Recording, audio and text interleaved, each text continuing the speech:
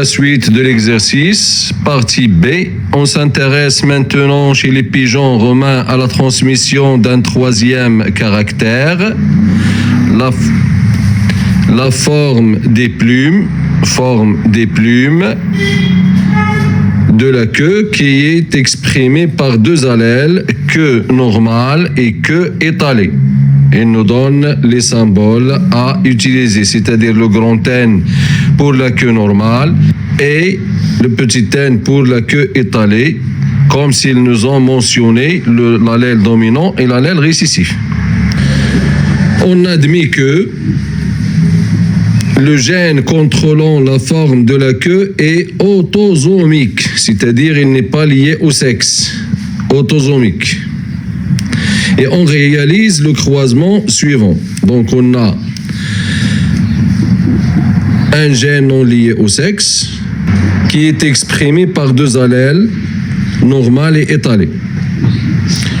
Le troisième croisement a été réalisé entre un mâle de F1 obtenu dans le croisement 1, c'est-à-dire qui porte les yeux noirs et queue normale.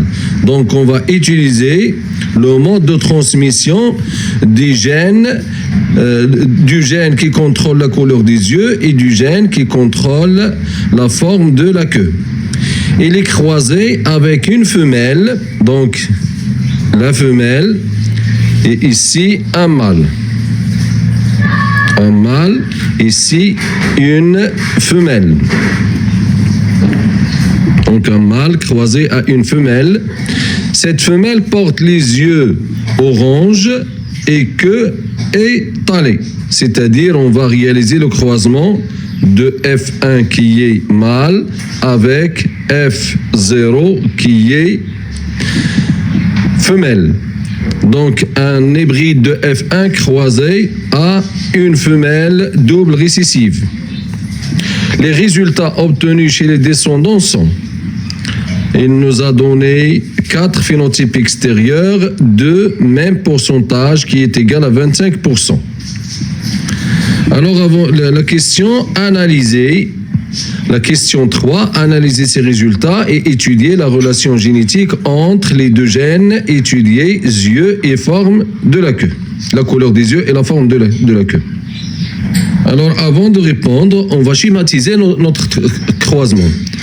Le croisement 3 a été réalisé entre un mâle de F1, comme on est en train d'étudier la transmission des caractères chez les pigeons, donc le mâle il est homogamétique, ZZ, et la femelle il est hétérogamétique. Donc l'hybride de F1 est un mâle qui porte les yeux noirs et la queue normale. La femelle F0 ou bien P0, il porte les yeux orange et queue étalée.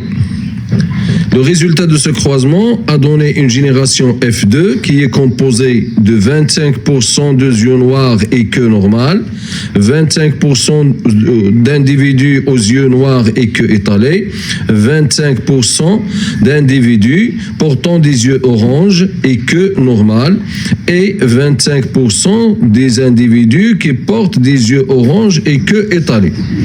La question c'est d'analyser ce croisement. Alors, toujours dans l'analyse, on doit mentionner premièrement le nombre de caractères étudiés, puis on va voir est-ce que F1 est homogène ou non. Le troisième tiré, on va comparer les phénotypes de F1 avec les parents. Et le dernier, on va parler de la dominance. Ceci dans le cas où les parents sont P1 et P2. Mais maintenant, on va analyser le type des parents, c'est-à-dire voir la relation qui lie les parents de ce croisement. Alors on écrit, on a l'étude de la transmission de deux caractères, donc on a un dihybridisme. D'après l'énoncé, les deux gènes sont autosomaux, car le premier croisement a montré que le gène responsable des yeux et de la couleur des yeux est un autosomal. Et dans l'énoncé de cette question, ils nous ont donné que le gène qui contrôle la forme de la queue est aussi autosomal. Donc les deux gènes sont autosomaux, donc ils ne sont pas liés au sexe. Et aussi, l'allèle responsable de la queue, il est normal et les dominants, grand N. Celui qui contrôle la queue étalée est récessif, petit n. Et comme ce croisement a été réalisé entre un hybride de F1 mâle, du premier croisement, issu du premier croisement, et un double récessif F0 ou bien P0, c'est la même chose, question de notation, F0, donc c'est un croisement back-cross dans le cas d'un déhybridisme. Et comme il a donné 4 phénotypes extérieurs en F2, dont 2 sont parentaux avec 50% et 2 recombinés avec 50% de pourcentage. Donc, comme il a donné 4 phénotypes extérieurs, dont 2 sont parentaux avec 50% de pourcentage et 2 recombinés avec 50% aussi, alors les deux gènes étudiés sont indépendants. Et donc, ils sont indépendants. Et la troisième loi de Mendel est vérifiée, c'est-à-dire la loi de ségrégation des allèles. Et d'un autre côté, l'apparition des phénotypes recombinés, elle est due à un brassage interchromosomique qui a eu lieu chez le mâle hybride,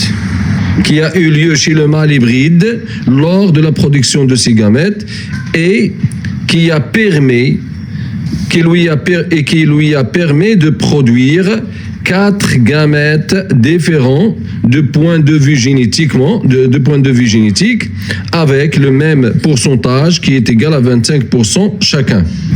Quatrième question, déterminer les génotypes des parents utilisés dans ce croisement.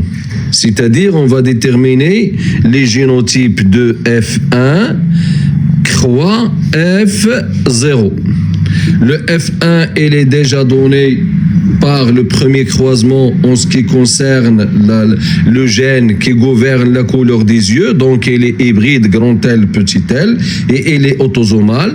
Et dans ce cas, on a dans la troisième question, ils nous ont mentionné que le gène qui contrôle la forme de la queue, il est autosomal aussi, et que l'allèle dominant c'est grand N, et l'allèle récessif c'est petit n qui est responsable de l'allèle étalé. Donc on aura les génotypes comme suit. Pour les parents, F1, son génotype il est hybride pour les deux caractères, donc grand L, petit l, c'est le gène de couleur des yeux. Et pour le gène de la forme de la queue, on a grand N, petit n. Et pour le parent P0 ou bien F0, il est double récessif, donc le double récessif, on va le nommer F0 ou bien P0, c'est la même chose. Donc il aura un petit l, plumage brun et queue étalée. Son génotype, il est pur pour les deux caractères. Par contre, F1, il est hybride pour les deux caractères. La première paire de chromosomes, il désigne le gène qui contrôle la couleur des yeux. Et le deuxième, c'est le gène qui contrôle la forme de la queue. La dernière question de ce contrôle, c'est la question 5. À l'aide d'un échiquier de croisement, vérifier les proportions phénotypiques obtenues dans cette descendance. C'est-à-dire, on va vérifier ce résultat expérimental de F1 croix F0. Donc, pour répondre à cette question, on doit réaliser l'échiquier de croisement du troisième croisement. Donc, échiquier du croisement 3, on a F1 croix F0 le phénotype grand L, grand N pour F1 et petit n pour P0 bien F0. Les génotypes, F1 il est hybride pour les deux caractères, donc grand L, grand N, petit n. Et pour P0 ou bien F0, L, petit n, petit n. Donc les gamètes, F1, elle va subir un brassage interchromosomique comme on a déjà mentionné dans l'analyse. Donc il va produire 4 types de gamètes avec un même pourcentage qui est égal à 25%. Et pour le double récessif, il va produire un seul type de gamète avec un pourcentage de 100%. Donc on aura dans l'échiquier les gamètes du mâle en haut et le seul gamète de la femelle dans le côté du bas, dans la ligne. On aura 4 colonnes. Donc on a grand L, grand N lorsqu'il se fusionne au cours de la fécondation avec petit n, petit l. On aura grand L, grand N, petit n. Un phénotype de grand L, grand N. Et lorsque le deuxième gamète mâle est fusionné avec le gamète femelle, on aura grand L, petit n, petit n. Donc on aura un phénotype grand L, petit n, petit n.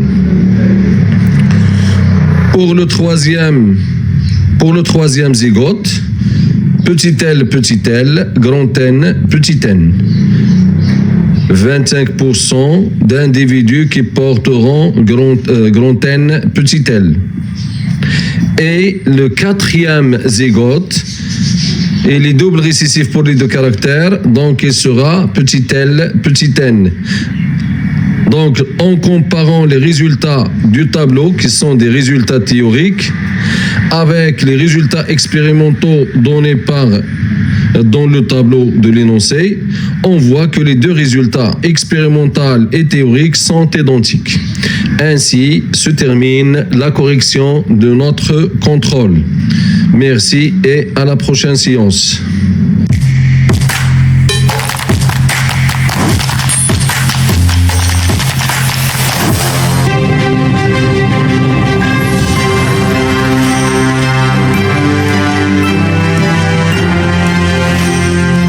لا تنسوا الإعجاب بالفيديو والاشتراك في القناة تشجيعا لنا للعمل بجد ونشر المزيد من الدروس إن شاء الله.